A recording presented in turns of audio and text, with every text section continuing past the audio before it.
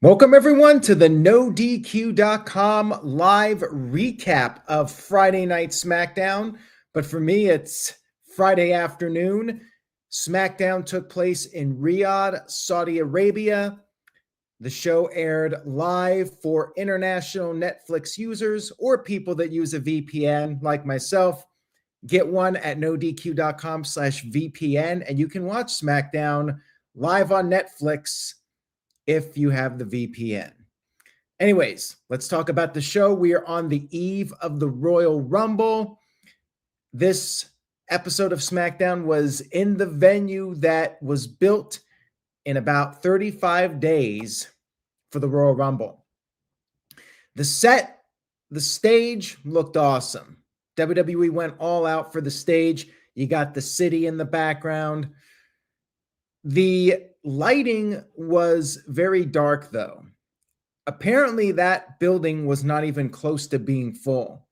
Apparently, there was, WWE claimed 18,000 people in the stadium, but the stadium can hold about 30,000. It looked like there were a lot of empty seats, but the fans, for the most part, were hot.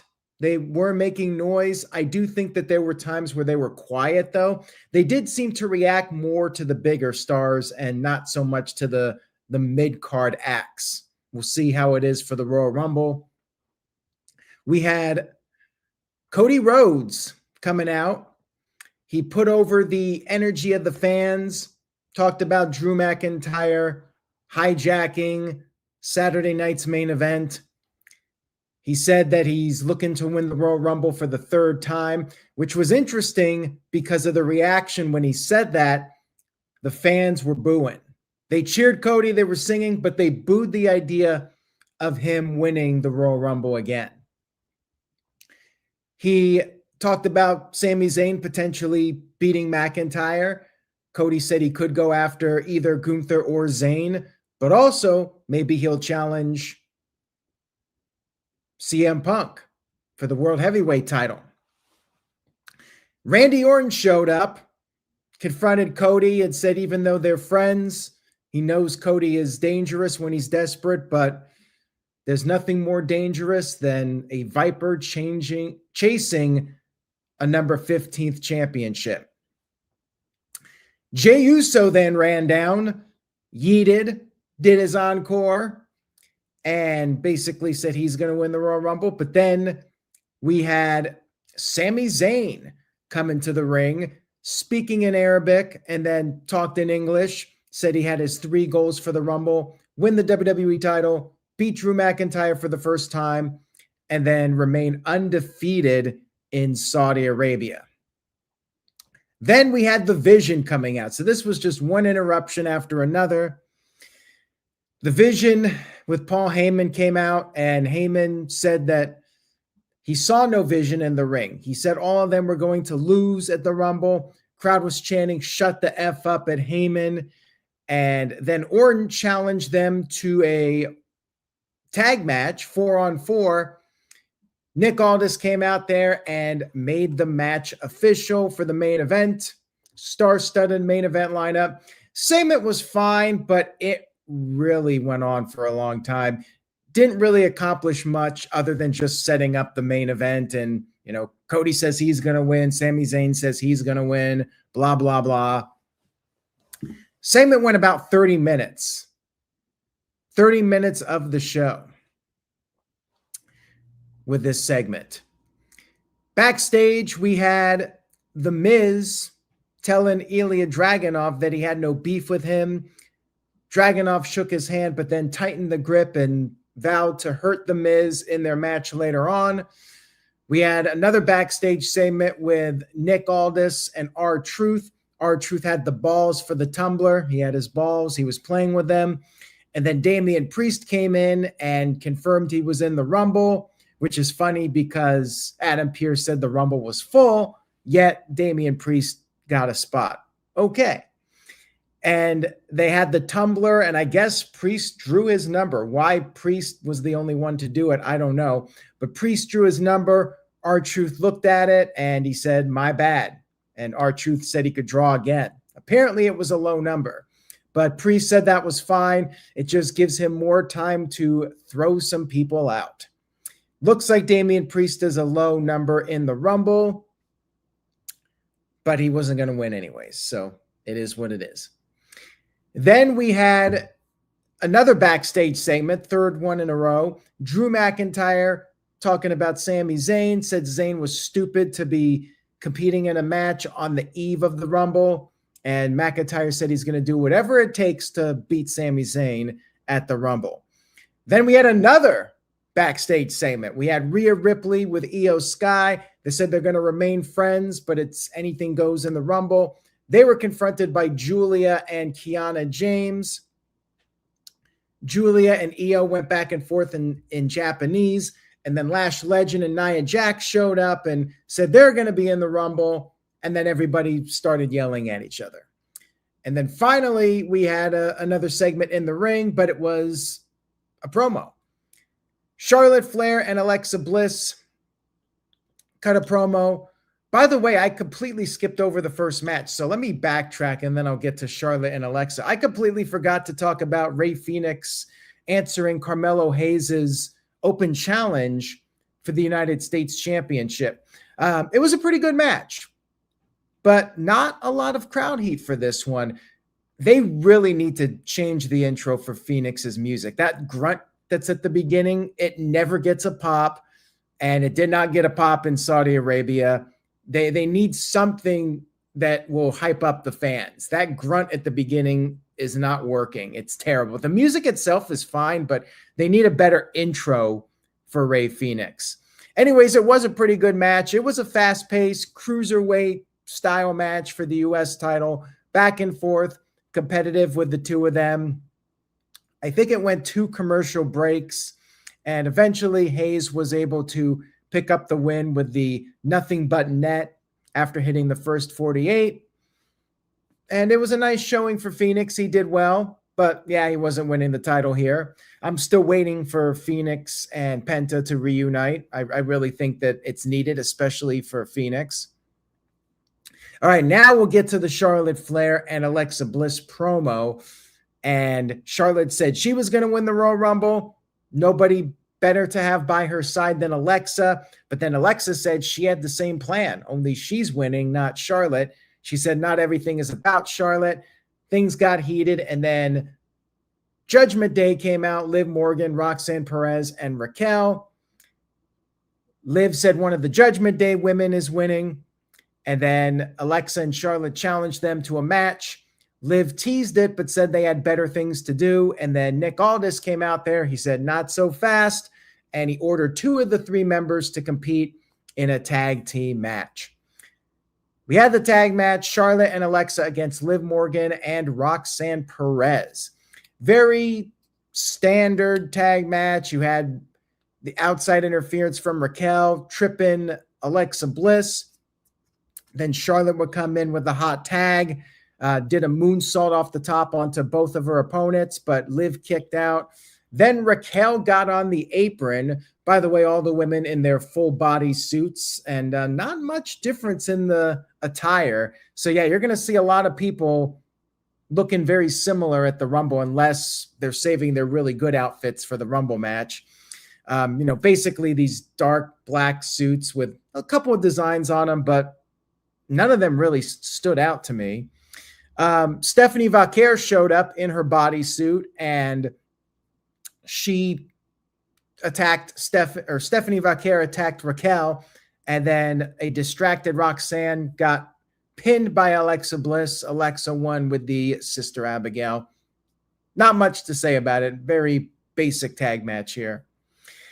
Backstage, Jordynne Grace in her bodysuit, which was more distinctive than the other ones, cut a promo about the Royal Rumble, but then she was attacked by Jade Cargill. Grace fought back, and officials had to separate them. We then had Axiom going up against Johnny Gargano.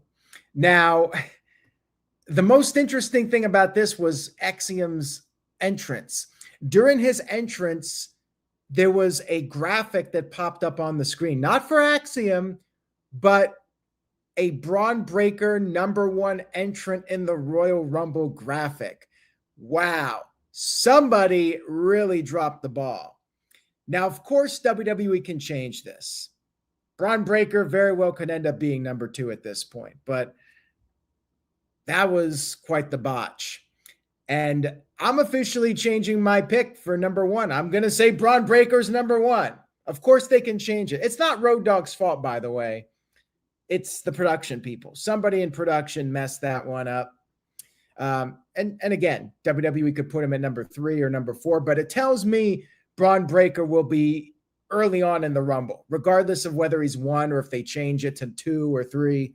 He's going to be in early, and I am not going to have him as my #3 pick to win. We did our 3 picks when we streamed our live predictions, so I'm taking out Braun Breaker and I'm putting in Obafemi as my 3rd pick, my wild card pick to win the Royal Rumble.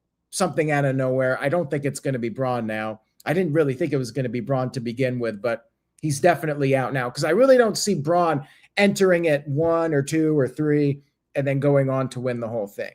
So, yeah, somebody screwed up pretty bad. And yes, as Guardian mentions in the chat, prepare. Basically, it spoils the idea that the Vision's going to have the early domination in the match with Braun Breaker in there, and then likely Logan Paul will be out there and Bronson Reed, and it kind of gives away the beginning of the match, which sucks. But I think we all kind of expected something with the Vision dominating, but we know it's going to be very early in the match. Anyways, back to Axiom versus Johnny Gargano, which honestly I don't really care about. Before the match, Nick Aldis said Candice LeRae was banned from ringside. Axiom would get his mask back if he won. And during the match, Gargano was taunting with the mask. Why do we care about the mask? Axiom just has another mask. Why does he need that one back? Axiom was beat down for a while, and then Axiom made his comeback. And Axiom grabbed his old mask that was on the line here, and that brief distraction allowed Gargano to regain the upper hand. Gargano ripped off the mask that Axiom was wearing, but Axiom had a 3rd mask that he put on and won with his finisher, the Golden Ratio. So he's got all these masks. Why was it a big deal that this one mask was on the line? I don't know. Like, he probably has a drawer filled with like 20 of them. So what's the big deal? Anyways, the match was fine, but didn't really care about it. And Michael Cole was like, yeah, Johnny Gargano, he's all alone, doesn't have his partner anymore. I wonder what happened to that guy. What happened to, what was his name? Ciampa? Where's he now? Just wondering. Backstage, Ilya Dragunov questioned Carmelo Hayes' friendship, and Dragunov said after he beats The Miz, he wants another U.S. title match. And then backstage, Trick Williams said the words that you've heard a million times: I'm going to win the Royal Rumble. You know, every guy just cuts the same promo. I'm going to win the Royal Rumble. No, I'm going to win the Royal Rumble. No, I'm going to win the Royal Rumble. And it just gets tedious and boring. I get it. You know, everyone wants to win the Royal Rumble, but when you have the guys cutting the same promo over and over again, and they're not even that interesting. It's just like, I'm going to win the Royal Rumble, you know, instead of just cutting a really good promo about beating people up or something. I don't know. I just felt like these promos were overall very one-dimensional. So next up, we had the phenomenal one, AJ Styles, come into the ring for a promo. He said he wasn't worried about his career being on the line. He vowed to kick Gunther's teeth down his throat. And then Styles teased that after he beats Gunther, he's going to have his own phenomenal retirement tour, maybe another match with Cody Rhodes or Randy Orton or even CM Punk. And then Gunther suddenly appeared at ringside, stood up on the announce desk, said he's going to make AJ Styles tap out. And Styles responded by saying the last time he remembered, Gunther tapped out like a little bitch. And Gunther got very angry about this and got on the apron, teased the fight, but of course, backed off. I mean, it's just your standard generic segment. Really added nothing other than AJ teasing he's going to do this retirement tour. if anything, I just feel all the more like AJ's losing here, because he's teasing the tour and it's probably not going to happen. And there's going to be a ton of heat on Gunther for it. Apparently, Gunther is in the Rumble. Like, I've seen conflicting comments about that, but it does seem like he is going to be in the match. He did declare, so one would think he is in the match. I think Michael Cole said it during the kickoff show that he was, in fact, going to be in the match. Shout out to Building Nexus, who sent in a $5 super chat. Thank you for that. I appreciate it. Nexus says, what if Gunther retires AJ and then gets ganged up on in the Rumble? My feeling is Gunther will beat AJ and then he'll have a solid run in the Rumble, but he's going to get eliminated by somebody who will probably be his WrestleMania opponent.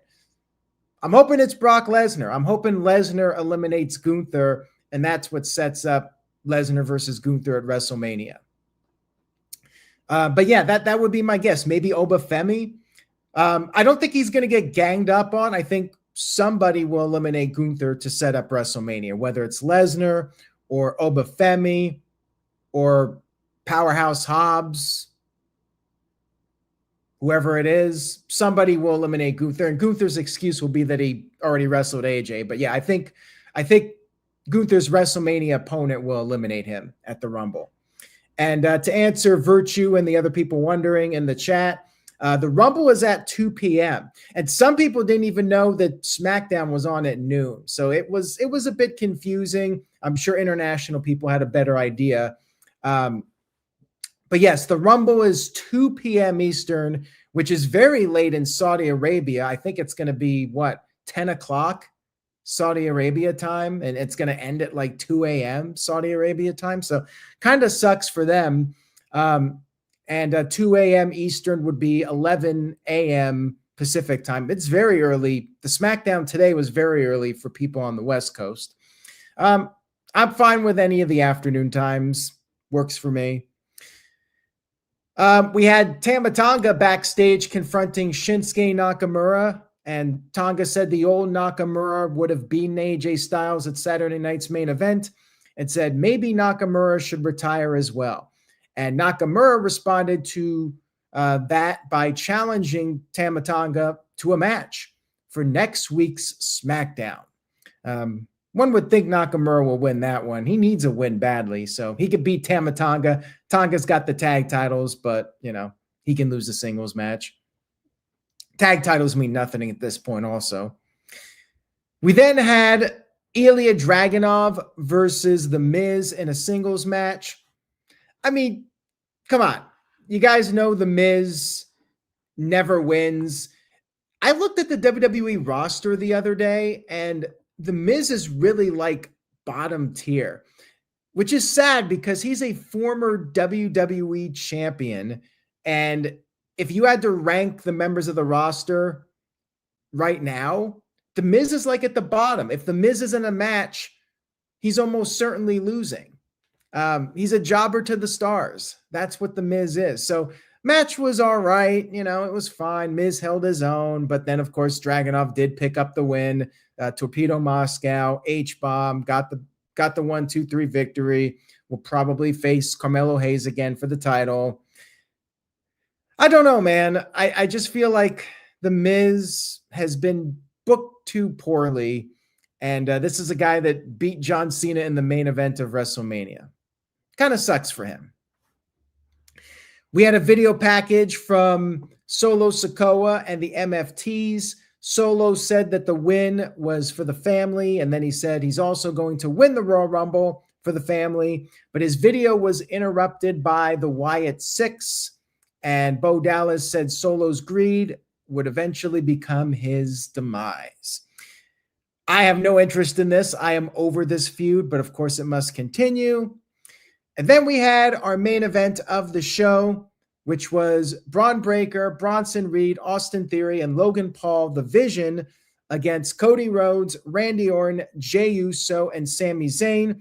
Crowd was hot for the main event, which, going back to earlier, reinforces what I said. I really feel like this crowd popped for the big names, but the middle card guys they didn't really care about too much. The Vision attacked the good guys before Cody even made his entrance. order had to be restored, and the Vision was mostly in control during this match. But then Randy Orton came in for the hot tag.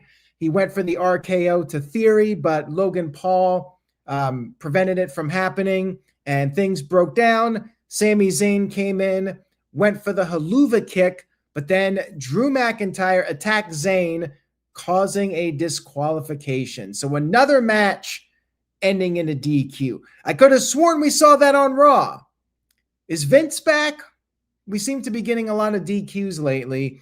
I guess WWE didn't want the Vision losing, so they just did this little match here to get all the big stars in the main event segment. But yeah, it was kind of lame in my opinion. Honestly, I would have had Sami Zayn beat Logan Paul just to give Zayn a win as the challenger for the title. But hey, whatever.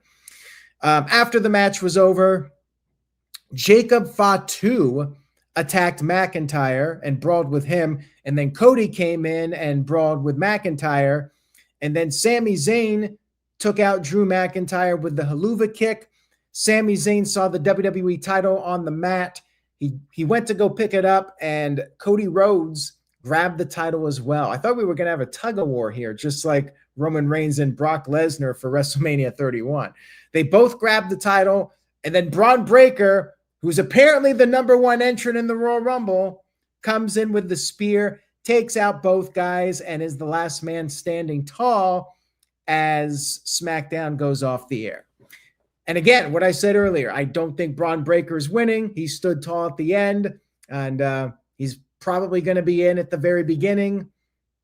I don't think he's winning.